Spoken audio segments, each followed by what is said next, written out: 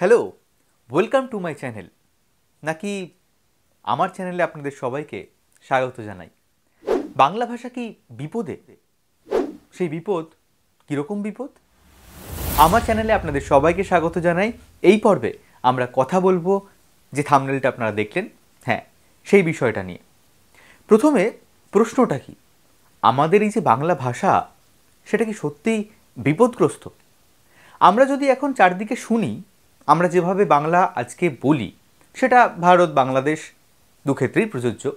আমাদের কথ্য ভাষার মধ্যে বহুল পরিমাণে ইংরেজি শব্দ ঢুকে গেছে এবং এই যে বিষয়টা, এটাকে গ্রহণ করা ছাড়া আমাদের কিন্তু আর কোনো উপায় নেই। কেন উপায় নেই? দেখুন, আমাদের এখানে না বিভিন্ন ধরনের লোকেরা আছে। একদল যারা ইংরেজি বলতে পারেন না, তার জন্য তাদের একটা কমপ্লেক্সিটি কাজ করে যে আমি তো ইংরেজি বলতে পারি না, তাহলে কোনো চাকরির ইন্টারভিউতে গিয়ে যখন কোনো মাল্টিন্যাশনাল কোম্পানির জন্য আমি কাজ করব বা অন্য কারোর সঙ্গে ইন্টারাক্ট করব, তখন তো আমার সমস্যা হবে। আরেক দল মানুষ আছেন যারা সংখ্যায় খুব কম, তারা বাংলা বলতে পেরে কিন্তু বেশ খুশি যে না, আমি নিজের ভাষাটা তো বলতে পারি। ইংরেজিটা ভুল বললেও চলবে, কারণ সেটা আমার নিজের ভাষা নয়। কিন্তু আমরা যারা যারা এই দুটোর মধ্যে কোনোটাতেই পড়ি না, ইংরেজি টুকটাক চালিয়ে নিই, বাংলাটাও সাবলীলভাবে বলতে পারি, বাংলা বলতে পারি না এটা বলার কোনো জায়গাই নেই, তারা যে বিষয়টা নিয়ে ভাবি সেটা হচ্ছে আমাদের প্রত্যেক দিনের ভাষায় বা প্রতি মুহূর্তে আমরা যে ভাষা ব্যবহার করছি সেখানে প্রচুর পরিমাণে ইংরেজি শব্দ আমরা ব্যবহার করছি। এই যে ব্যবহার, এই ব্যবহার শব্দটাকে আমরা অনেক সময় ইউজ দিয়ে রিপ্লেস করি। এই যে রিপ্লেস, এই রিপ্লেসটা কি প্রতিস্থাপন করি, আমরা তো সেটা বলি না, তাই তো?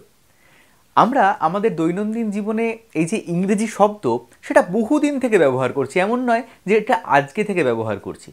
এই যে ধরুন table, chair, school, college, university, doctor, hospital, এরকম প্রচুর শব্দ রয়েছে। এবং বাংলা ভাষার শব্দভাণ্ডার নিয়ে যারা একটু ওয়াকিবহাল তারা জানেন এই যে ওয়াকিবহাল শব্দটা, এটাও কিন্তু বাংলা শব্দ নয়। আমাদের বাংলা ভাষাটা বিভিন্নভাবে সমৃদ্ধ হয়েছে। বিভিন্ন সময় বিভিন্ন জাতিগোষ্ঠীর মানুষ, বিভিন্ন সংস্কৃতির মানুষ আমাদের বাংলায় এসেছেন এবং তাদের মাধ্যমে আমরা সমৃদ্ধ হয়েছি। তাই আমাদের বাংলায় যেরকম সংস্কৃত শব্দ রয়েছে, সেরকমভাবে আরবি, ফার্সি, পর্তুগিজ, চাইনিজ, ইংরেজি, এরকম বিভিন্ন ধরনের শব্দ রয়েছে। এবং সেটা কিন্তু শুধুমাত্র বাংলা ভাষায় নেই, পৃথিবীর যে কোনো ভাষার ক্ষেত্রেই এই বিষয়টা ঘটেছে এবং এখনও ঘটে চলেছে। দেখুন, আমরা আজকে যে পৃথিবীটায় বসবাস করছি সেটা তো খুব ছোট্ট একটা জায়গা নয়। মানে আমরা তো আজকে আর নিজেদের দেশেই শুধুমাত্র আবদ্ধ নই, আমাদের ব্যবসা বাণিজ্য সমস্ত কিছু একদম গ্লোবাল। আমরা সবাই একসঙ্গে রয়েছি। আজকের কোনো ভারতীয়কে বা বাঙালিকে চীনে গিয়ে কাজ করতে হচ্ছে, কাউকে আমেরিকায় গিয়ে কাজ করতে হচ্ছে, কাউকে হয়তো জাপানে গিয়ে কাজ করতে হচ্ছে। সুতরাং এই ভাষার একটা আদান প্রদান কোথাও না কোথাও তো ঘটছেই। ঠিক এই কারণেই আমাদের বাংলা ভাষার মধ্যে অনেক বিদেশি শব্দ আগেও এসেছে এবং এখনও প্রতিনিয়ত কিছু না কিছু সেখানে যোগ বিয়োগ খেলা চলছেই।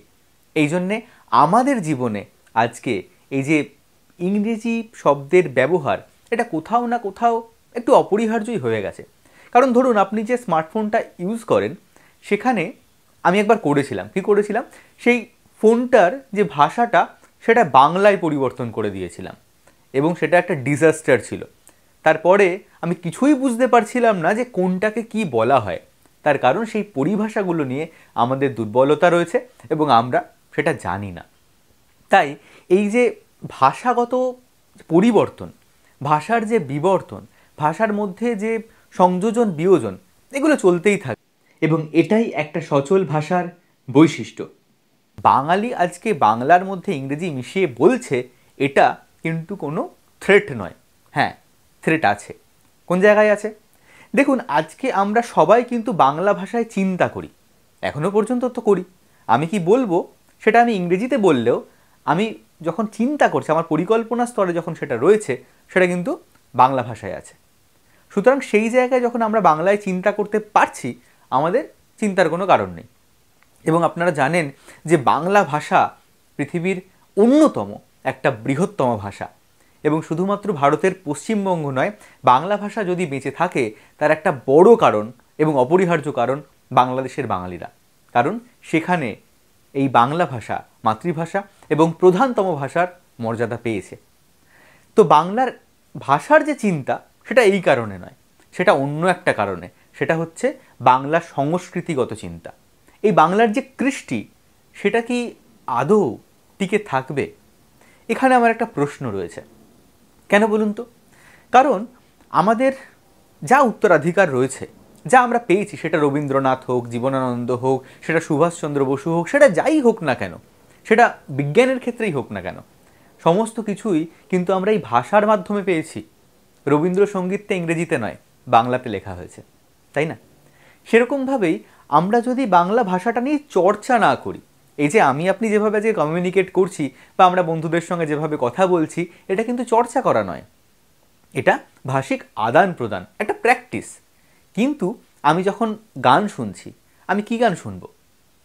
হতে পারে আমি কোনো ইংরেজি গান শুনবো, হতে পারে আমি হিন্দি গান শুনবো, ভোজপুরি, মালায়ালাম, যা খুশি শুনতে পারি। এখন পুষ্পার খুব তেলেগু, তামিল ইত্যাদি ভার্সন পপুলার হয়েছে। কিন্তু আমি কি বাংলা গান শুনছি? আমি কি রবীন্দ্রসঙ্গীত শুনছি, নজরুলগীতি শুনছি? আমি কি মহিনের ঘোড়াগুলি শুনছি? আমি কি সুমন অঞ্জন নচিকেতাকে শুনছি? যদি আমাদের পরবর্তী জেনারেশন থেকে এই ধারাগুলো একটু একটু করে মুছে যেতে থাকে, হয়তো এখনকার কোনো ছেলে মেয়ে চন্দ্রবিন্দু শোনে, সে সুধীন দাশগুপ্তের গান শোনে না, বা সে সলিল চৌধুরী শোনে না, সে কর্তার গান শোনে না, শচীন কর্তা, বা সে তারও আগে যে টপ্পা, ঠুংরি, গজল, পাঁচালি এগুলো জানে না। তাহলে কিন্তু আমি আমার উত্তরাধিকার থেকে, আমি আমার শিকড়টা থেকে কোনো না কোনোভাবে একটু একটু করে দূরে সরে যাচ্ছি। এবং এখন যেভাবে এই কালচারাল একটা ইনফ্লুয়েন্স, এবং সেটা এই বিশ্বায়নের জন্যই হয়েছে, সেখানে পাশ্চাত্য বা সেটা সংস্কৃতি হতে পারে, পাশ্চাত্য সংস্কৃতির যে একটা ইনফ্লুয়েন্স কাজ করছে, সেটা কোথাও না কোথাও আমাদের কিন্তু একটু একটু করে মূলচ্যুত করছে। এই জায়গাটাই সবচেয়ে বেশি চিন্তার। কারণ আমি আজকে আমার সন্তানকে হয়তো, বা আপনারা সকলেও ইংলিশ মিডিয়ামে ভর্তি করছেন, সেখানে তার প্রধান ভাষা হিসাবে মান্যতা পাচ্ছে কি? ইংরেজি। বাংলা দ্বিতীয়, বেশিরভাগ ক্ষেত্রে আবার তৃতীয় ভাষা। সেখানে দ্বিতীয় ভাষা হিসাবে কি আসছে? হিন্দি। কারণ আমরা মনে করছি আমাদের ছেলে মেয়েকে ইংরেজি এবং হিন্দি পড়ানোটা অনেক বেশি জরুরি। এখান থেকেই ভাষার বিপদটা শুরু হয়ে যাচ্ছে। কারণ তাদের যে থট প্রসেস, তাদের যে চিন্তাভাবনা, সেগুলোর মধ্যে কোথাও না কোথাও ইংরেজি ঢুকে যাচ্ছে। তারা আর সলিল চৌধুরীর গানে ফিরতে পারছে না, তারা আর গণনাট্য, গণসঙ্গীত ইত্যাদি জায়গায় আসতে পারছে না, তারা আর আমাদের যে বাংলা ক্লাসিক উপন্যাস বা গল্প সেগুলোতে আসছে না। আমরা ছোটোবেলায় তাদের হাতে রূপকথা দিচ্ছি না, কি দিচ্ছি? Fairy tales. আমরা বড় হয়ে তাদেরকে বাংলা মানিক বন্দ্যোপাধ্যায়ের বা সুবোধ ঘোষের গল্প উপন্যাস পড়তে শেখাচ্ছি না, তারা পড়ছে বিদেশি উপন্যাস। তারা সিনেমা হলে গিয়ে বিদেশি ছবি দেখছে বা কোনো হিন্দি সিনেমা দেখছে, বাংলা সিনেমা এইটা কোথাও না কোথাও আমাদের সংস্কৃতির প্রতি একটা বিপদ ডেকে আনছে। হ্যাঁ, ভাষার যদি কথা বলেন তাহলে একটা সমস্যা আছে, সেটা হচ্ছে উপভাষাগুলোকে নিয়ে।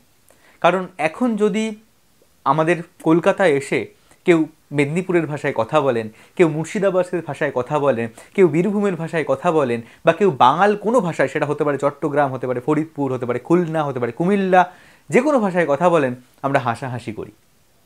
কারণ আমরা মনে করি সেটা আমাদের মান্য চলিত ভাষা নয়। আমরা এটাকে স্ট্যান্ডার্ডাইজ করে দিয়েছি যে এই মান্য চলিত ভাষাটাই অ্যাকচুয়াল বাংলা ভাষা। সেটা নয়। আমাদের কলকাতার যে উপভাষা ভাষা, সেটাও ভাষারই একটা উপভাষা। ঠিক আছে? তো এইখানেও একটা বিপদ আছে। কারণ বাংলা ভাষা এক্ষুনি মরে যাচ্ছে না, বাংলা ভাষার ধারা এক্ষুনি শুকিয়ে যাচ্ছে না, বাংলা কৃষ্টির ওপর কোথাও না কোথাও একটা খাঁড়া ঝুলছে। কিন্তু তার থেকে অনেক বেশি বিপদে আমাদের উপভাষাগুলো। আমাদের দায়িত্ব সেগুলোকে বাঁচিয়ে রাখা, আমাদের দায়িত্ব আমাদের সংস্কৃতি, আমাদের কৃষ্টি, আমাদের ঐতিহ্য, আমাদের উত্তরাধিকার, আমাদের শিকড়কে মজবুত করা। এই কথাগুলো বলতে আজকে এসেছিলাম। আশা করি এই বিষয়টা নিয়ে আপনারা প্রত্যেকে একটু ভাবাবেন, আর সেখানেই আমার সাফল্য। আমি অনির্বাণ, শেষ করছি আজকের পর্বটা। ভালো লাগলে অবশ্যই লাইক করবেন, চ্যানেলটা সাবস্ক্রাইব করতে কিন্তু ভুলবেন না। দেখা হচ্ছে পরের পর্বে। ধন্যবাদ।